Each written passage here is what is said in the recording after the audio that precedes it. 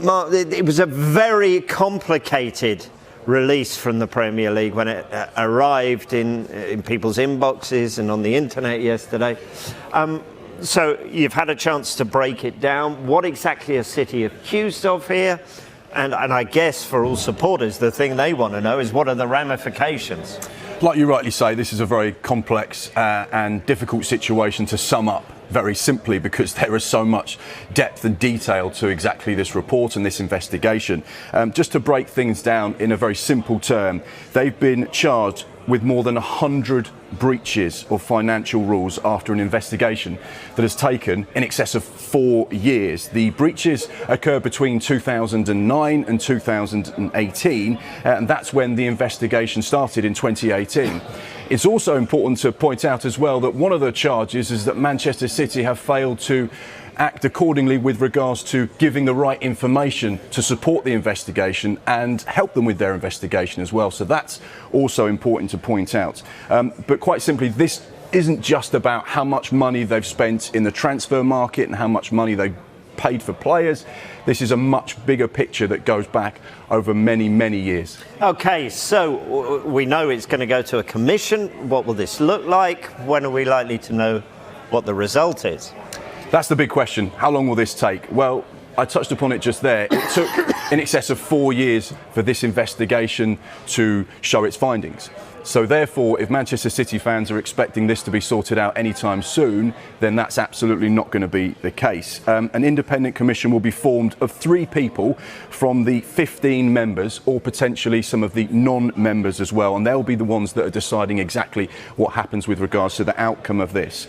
We have to remember that Manchester City had a very similar situation with UEFA some time back. They lost that, but went to the Court of Arbitration Appeals as well. So for sport, and therefore they had their ban, which was a 2-year European ban, reduced, and their fine was also reduced as well. One of the reasons for that changing when they went to CAS was something called the Statute of Limitations, which limits the availability of evidence to 5 years, and Manchester City said you can't go back further than 5 years because that's what's in the agreement.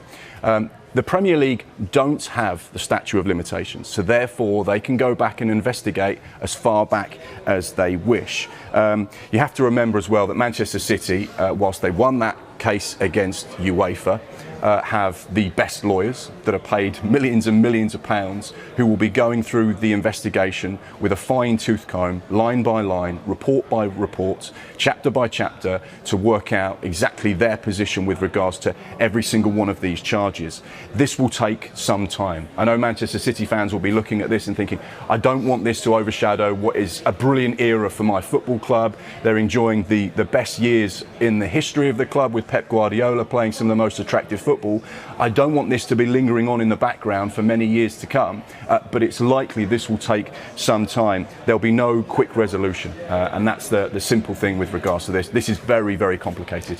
OK, so that's the long term. I guess another question is, what about the short term? What does this mean for City right now? Will this have any impact on them in that shorter period?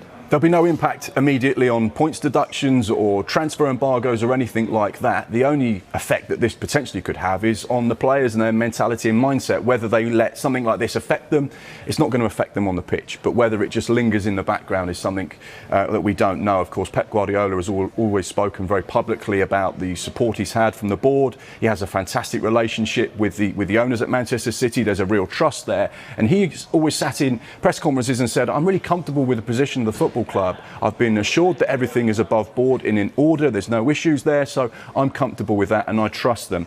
You talk about some of the punishments. There are varying punishments that could be dished out to Manchester City off the back of this investigation. They range from being quite severe to minor. You know, some of the things could be suspension from playing league matches.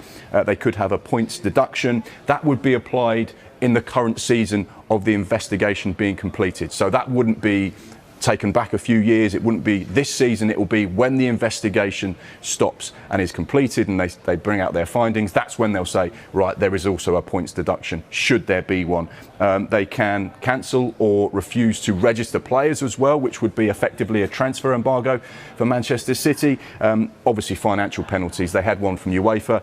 They could get financial penalties from the Premier League, or it could be a combination of various things that I've just mentioned there. So there's not one single punishment here. It could be a complex situation where there are various different punishments. Okay, right. So we go through all of that, all the commission. They deliver their findings, which we understand will just simply be posted on their website, which is interesting. If this doesn't go City's way, what comeback do they have? You've mentioned the Court of Arbitration for Sport, but why is this not an option? This isn't an option. Like when they were fighting UEFA a few years ago, they went to the Court of Arbitration for Sport and they fell upon Manchester City's side, but they can't do that in this situation. This will be done by an independent commission formed of 3 people from the 15 members or non-members as well. And if the initial investigation and the initial trial goes against Manchester City, they can appeal. So it isn't a simple case of this is your punishment, end of, you have to walk away and accept it. They can appeal to the Premier League again.